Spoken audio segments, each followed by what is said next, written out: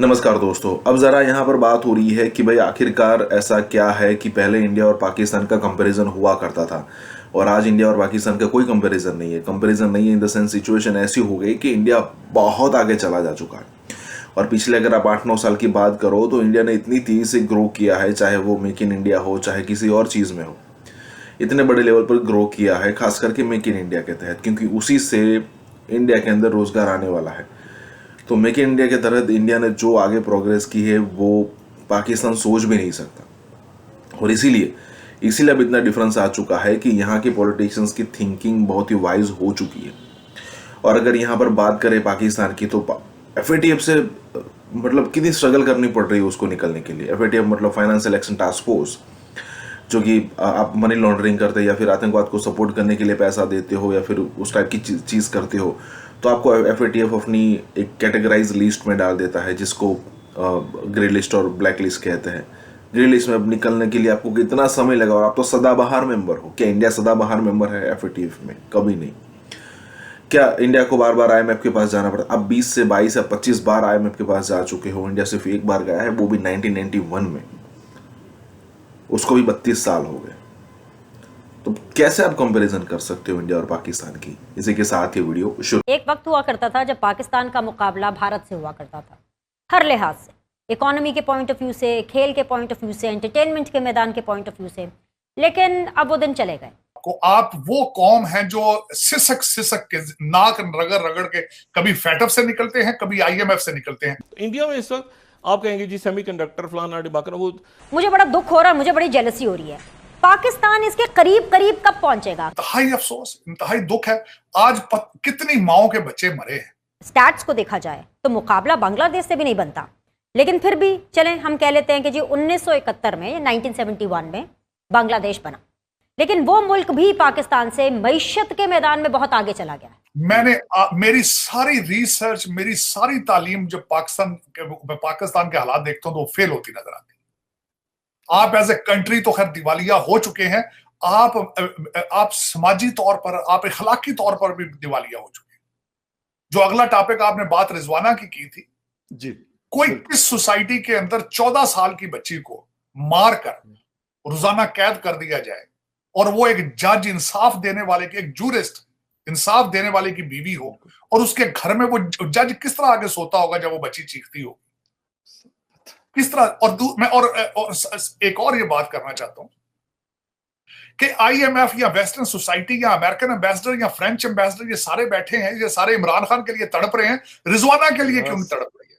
बिल्कुल, बहुत अच्छा पॉइंट। यस, ये उसके लिए क्यों नहीं तड़प रहे सारे? ये कांग्रेसमैन उनके लिए क्यों नहीं इकट्ठे होते? और मैं बताता हूं आपको कि आपके 10 से 15 हजार जो रूलिंग एलीट है, उनके हर एक के घर में 10-10 रिजवाना बैठी। बिल्कुल। गरीब लोग जिनके 8, इसके भी केस बिल्कुल वो ये सरगोदा से, वो उसके माँ बाप हैं, 8 और 10 बच्चे हैं उसके, और वो बंदा पाल नहीं सकता, तो उसने अपनी 14 साल की बच्ची को इनके हवाले किया हुआ कि जो मर्जी इसके साथ कर। तो लेकिन आज मेरा क्वेश्चन मार्क है आपका, वो जो रॉयल जज है जो पैदा हुआ था पाकिस्तान पे हुकूमत करने के लिए, एचिसन से पढ़ा था, फिर सारी एजुकेशन बाहर की है, सियासी फैसले 16 मिनट में 16 जमानते, वो रिजवाना के केस पे क्यों नहीं उसने सोया मोटा एक्शन लिया? फिर किस तरीके से एक हाई कोर्ट के जज ने उस जज की बीवी की बेल दे दी और अरेस्ट ले ली? Yes, yes. आप इखलाकी तौर पर दिवालिया हो चुके हैं। आप एज ए सोसाइटी कोलैप्स कर चुके हैं, और जो 14 साल और सारा मुआशरा आपका हंस रहा है, सारी सोसाइटी। 14 साल की बच्ची है, उसके सर में कीड़े पड़ चुके हैं, इन्फेक्शन हो चुका है अस्पताल में, पता नहीं आज तो बल्कि किसी ने खबर ये भी चलाई थी, सुबह चली थी कि शायद वो फौत हो चुकी।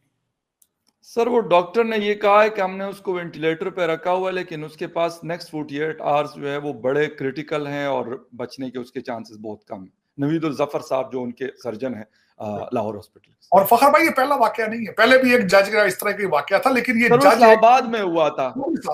लेकिन उसमें फखर भाई ये हर अफसर के घर में रिजवाना बैठी है, 2-2, 3-3, हर रूलिंग लीड पूरी के पास जो है वो इसी तरह जुल्म हो रहा है। लेकिन ये स्लेवरी नहीं तो क्या है? अमेरिकन एम्बेसडर क्यों किस तरीके से चुप करके बैठा है?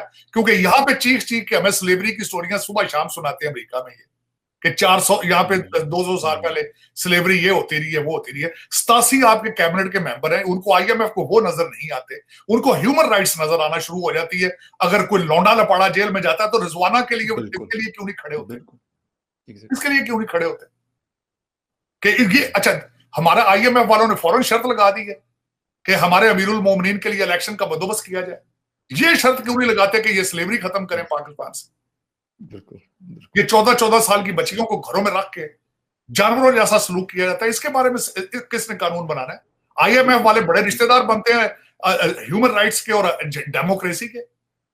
तो ये ह्यूमन राइट्स यहाँ से डॉक्टर एक मोहित पीरजादा यहाँ से आए हुए आपके अमेरिका में। उस दिन भी मैं उनकी वीडियोस देख रहा था कि जो इमरान खान ने एक वेबसाइट के ऊपर उसको 19 से 20 करोड़ रुपए दिए और जो बाकी उसने कमाया वहां पे बैठा हुआ और कह रहे मेरी जिंदगी को खतरा है। सबको बड़ी फिक्र है, मैं ये नहीं कहता कि ना करें, लेकिन सर यहाँ पे जो लोगों के साथ होता है मेरे ख्याल में वो डॉक्टर मोहित के साथ तो कभी नहीं। सारा जुल्म है सर, ये सारा फ्रॉड है, सारे ड्रामेबाज है, सारा मैंने सारा बिल्कुल करीब से देखा सुना है। बल्कि उसके बाद जो उसका पोस्टमार्टम किया है वहां पे हमारे जर्नलिस्टों ने जो स्टोरियां निकाली हैं, किस तरीके से उन्होंने अपने दोस्त की बीवी से शादी की है, किस तरीके से उनकी वालदा का इंतकाल हुआ है, किस तरीके से वो अपने वालिद साहब के अंगूठे लगा रहे थे, अबू धाबी जेल में चले गए, वो तो सारा निकल गया अबू धाबी। लेकिन वो तो देखें, लेकिन ज्यादती, क्योंकि मैं वहीं से आया हूँ अगर भाई, वहीं से इस तरह की कई रिजवाना देखता आया हूँ। अभी मैं जब पाकिस्तान जाता हूँ हर आपके रूलिंग एलीट के घर के अंदर 4-4, 5-5 रिजवाना है, सिसक के मर रही और कोई पूछने वाला नहीं है। मैं खून के आंसू रोता वापस आता हूँ कि ह्यूमन किस तरीके से वहां पे उनके साथ ज्यादती हो रही। आप अच्छा, जिनके घरों में होती है सारे बाहर के पड़े हैं, जिनके घरों में सारे ये जजों के रूलिंग एलीट है, जिनके घरों में ये रिजवाना जैसी बच्चियां सिसक के जिंदगी गुजारती, सारे रूलिंग एलीट बाहर की है, कैम्ब्रिज, ऑक्सफोर्ड और हार्वर्ड की पढ़ी भी। बिल्कुल। अभी तो मैं ये कहता हूं कि 400-400 साल पुरानी यूनिवर्सिटियों की डिग्रियां पाकिस्तानियों के ऊपर से गुजर जाती। मैं बल्कि कोई फर्क ही नहीं पड़ता। मैं फखर भाई सारी यूनिवर्सिटीज को लेटर लिखने लगा हूं, सारी यूनिवर्सिटीज को, कि कभी देखो ये जो तुम लोगों को डिग्रियां दे रहे हो पाकिस्तानियों को, ये देखो पाकिस्तान के साथ क्या कर रहे हैं, ये क्या कर रहे हैं पाकिस्तान। बिल्कुल ठीक। इनको सिखाओ इंसानियत, इनको इंसान बनाओ। सबसे पहले डिग्री देने से पहले इनसे साइन कराओ कि अपने मादरे मिल्लत को लूटना नहीं है तुमने जाके। जबरदस्त जबरदस्त जबरदस्त। अच्छा सर, एक चीज आप मतलब IMF का आप जिक्र कर रहे हैं और कल परसों में आपकी ट्वीट पढ़ रहा था और आपने लिखा था कि कौन पूछेगा इन लोगों से कि ये IMF से पैसे लेके और जिस तरीके से इन्होंने, ये कहते हैं कि सैलरी क्लास के ऊपर इन्होंने टैक्सेस लगा दिए, इन आम आदमी जो पहले ही पिसा हुआ है। यकीन करें कि कल मैंने एक आदमी को देखा और वो बेचारा रेडी पे मुख्तलिफ चीजें, बिस्किट्स और इस तरह की टॉफीज बेचता है। वो कहता है कि मैं 700 से 900 रुपए दिन के कमाता हूँ, 19,000 रुपए मेरे घर का बिल आया हुआ। अब सर ये एक कहानी नहीं है, ये शायद हजारों नहीं लाखों करोड़ों स्टोरीज इसी तरह की आपको पेशावर से लेकर कराची तक किसी भी शहर में चले जाएं आपको मिलेंगी। लेकिन हमारी एलीट को सर अपनी अय्याशियों में किसी किस्म की कमी नहीं आने देते कोई भी। आपने भी सर 2 जहाजों का जिक्र किया कि 2 जहाज 1 घंटे या 2 घंटे की डिफरेंस से क्यों उड़ रहे हैं? ये कमर्शियल जहाजों पे क्यों नहीं गए? रोजाना फ्लाइटें उड़ रही हैं यहाँ पे, 2 सीटें करा लेते हैं। अगर ये मोटे हैं या इनको किसी के साथ नहीं बैठना, 2 सीटें करा, 3 करा लेते हैं। लेकिन फखर भाई उस पर बात यह कि जब ज़हनी तो अखलाकी तौर पे आप मुर्दा हो चुके हो, जब ये आज की स्टोरी नहीं है फखर भाई, 76 साल की शर्मिंदगी है ये। मैं बल्कि मैंने उसमें ट्वीट ये की थी कि ये जो अभी रीसेंट पैसा आ रहा है, 25 करोड़ लोगों का हक नहीं है कि उनको बताया जाए ये पैसा कहां इस्तेमाल होगा। IMF की किस्तें आ रही हैं, ये कहां इस्तेमाल हो रही हैं।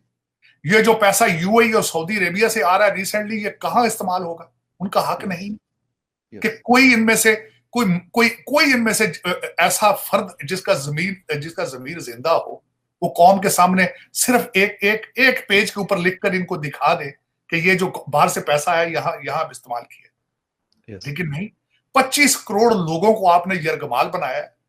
उनको पता है हमारे साथ ज्यादती हो रही, बेचारे कर कुछ नहीं सकते, बददुआएं देते हैं। बिल्कुल, खुदा आपकी बददुआएं भी नहीं सुन रहा। आपने अपने मुआशरे में वो इतना अखलाकी तौर पर गिर चुके हैं कि अब खुदा आपकी बददुआएं भी नहीं सुनता। दुआएं तो खैर सुननी होती है ना, कि आपका अगर किरदार हो तो आपके कुछ आपका किरदार हो, आप चाहे जो भी मजहब हो आपका, लेकिन जब किरदार ही ना हो तो बददुआएं भी नहीं सुनी जाती। जब आप इंसानियत की पस्ती को टच कर रहे हो, अब वो रिजवाना के जख्म हर पाकिस्तानी के सर में है इस वक्त। वो पूरे पाकिस्तान के ऊपर आपकी बदनसीबी के लिए वो सामने खड़ी जब तक उसको इंसाफ नहीं मिले। और इस तरह की कई रिजवाना और मिलेगा नहीं सर, यकीन नहीं है मुझे कि ये रिजवाना क्या नहीं है, पहली है नहीं आखिरी है सर, ना पहली है ना आखिरी। बल्कि अगली जो बात करना चाह रहा था वो बहावलपुर यूनिवर्सिटी की। सर बिल्कुल मैं